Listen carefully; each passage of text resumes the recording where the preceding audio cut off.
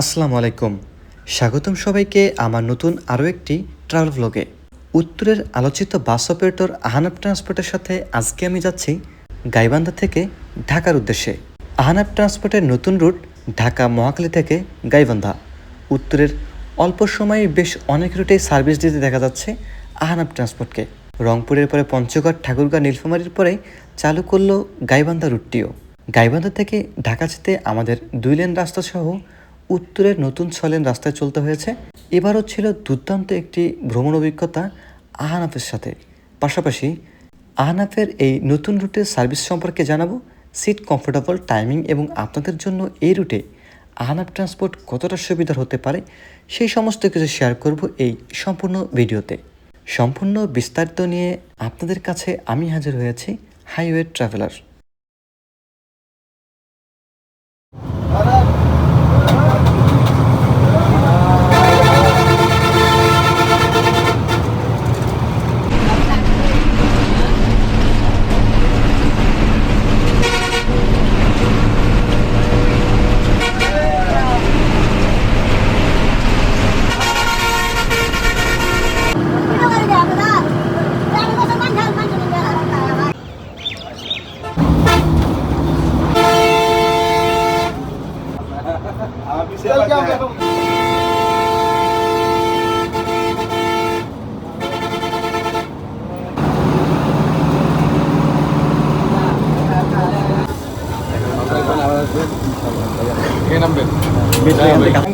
প্রথম দিকে তো একদম বোরিং জার্নি হইতেছিল, ঠিক আছে।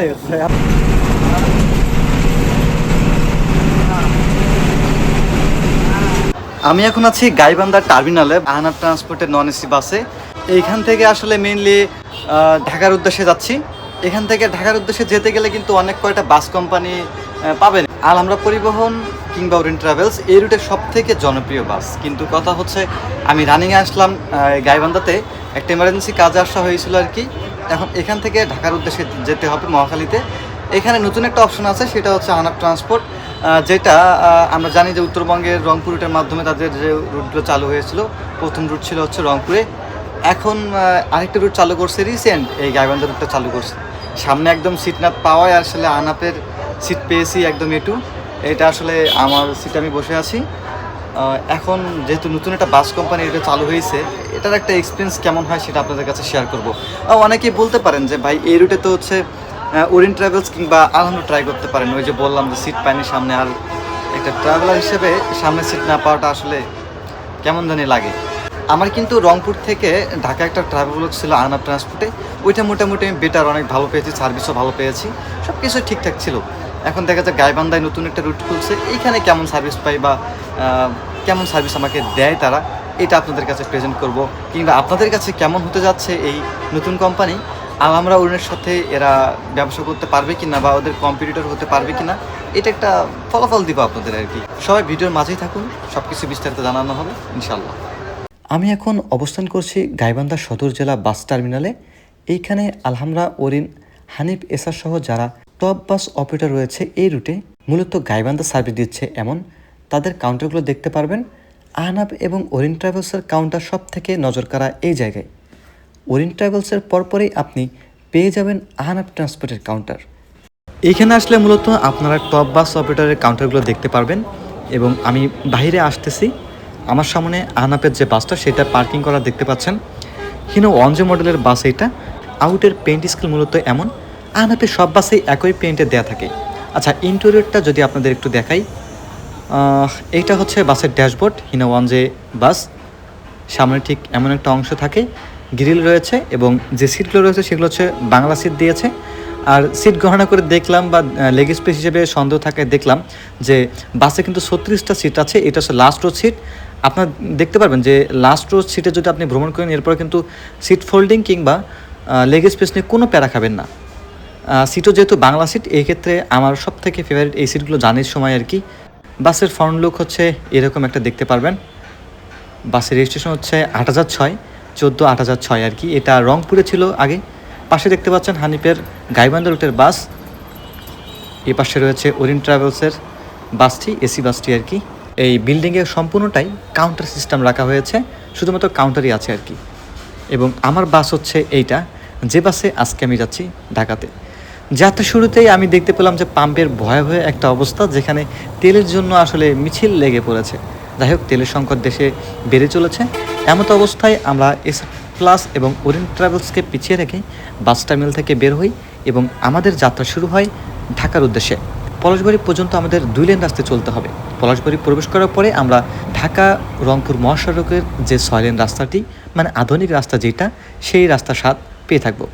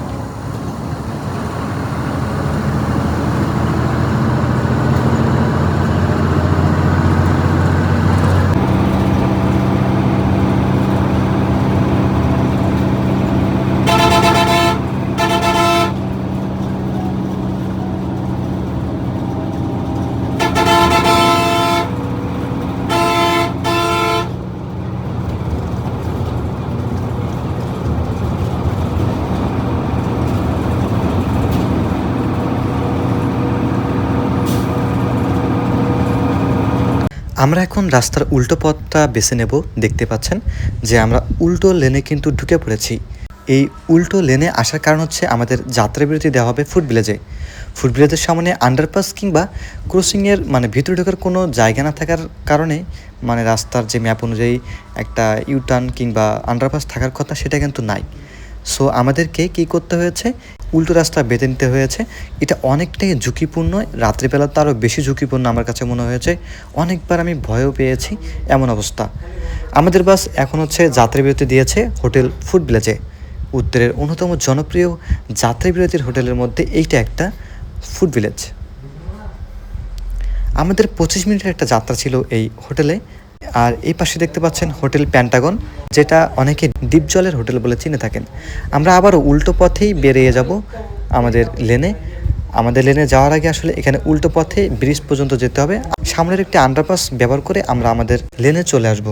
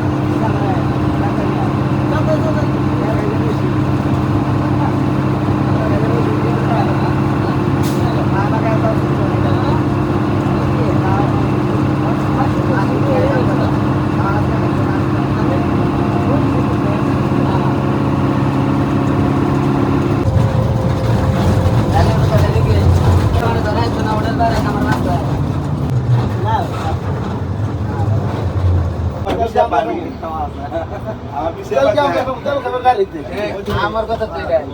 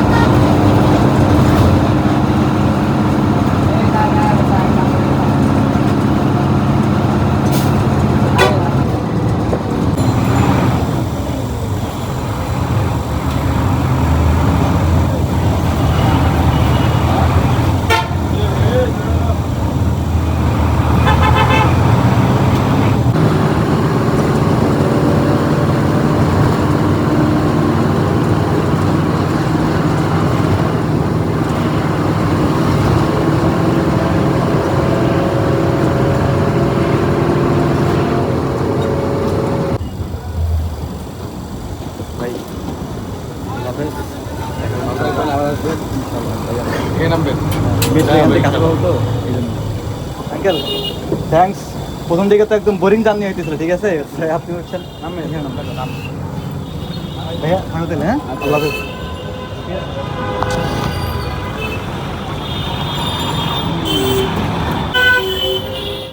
সর্বোপরি আমি যেটা বলতে চাই, আহনাব ট্রান্সপোর্টের সাথে আমার কোনো নেগেটিভ ইস্যু এই ব্লগেও জড়িত হয়নি। তাদের নতুন রুট হতে পারে গাইবান্ধা, কিন্তু সার্ভিস যেটা পেয়েছি সেটা কিন্তু রংপুরেও ঢাক ঢোল পিটিয়ে যে সার্ভিসের কথা বলা হয়েছে ঠিক তেমনি সার্ভিস কিন্তু এই রুট আমি পেয়েছি। তাদের রুলসের মধ্যে আরেকটি হচ্ছে, টিকিট ব্যতীত যাত্রী যদি আপনি ধরা দিতে পারেন তো সেক্ষেত্রে আপনার টিকিট ফ্রি করে দেওয়া হবে। এটাও রুলস, কাজের জিনিস, অনেকে পেয়েছে শোনা যায়। গাইবান্ধা থেকে সকাল 10:30 আমাদের বাস ছাড়ে এবং আমাকে উত্তরা নামিয়ে দেয় বিকেল ঠিক 4টায়। এর মধ্যে আমার কিন্তু যাত্রাবিরতি, গোবিন্দগঞ্জ জ্যাম, পাশাপাশি কিছু স্টপেজও আমরা জ্যাম পেয়েছি। বলতে পারেন 6 ঘন্টা মোটে সময় লেগেছে। যেহেতু যাত্রাবিরতি প্লাস জ্যাম ছিল, সেই হিসেবে হিসাব করলে 5 ঘন্টা প্লাস লাগতে পারে। সব কিছু মিলিয়েই আহনাফের সাথে আমার এবারের জার্নিটাও বেশ ভালোই ছিল। বলতে পারেন আপনারও চয়েস লিস্টে এটা রাখতে পারেন।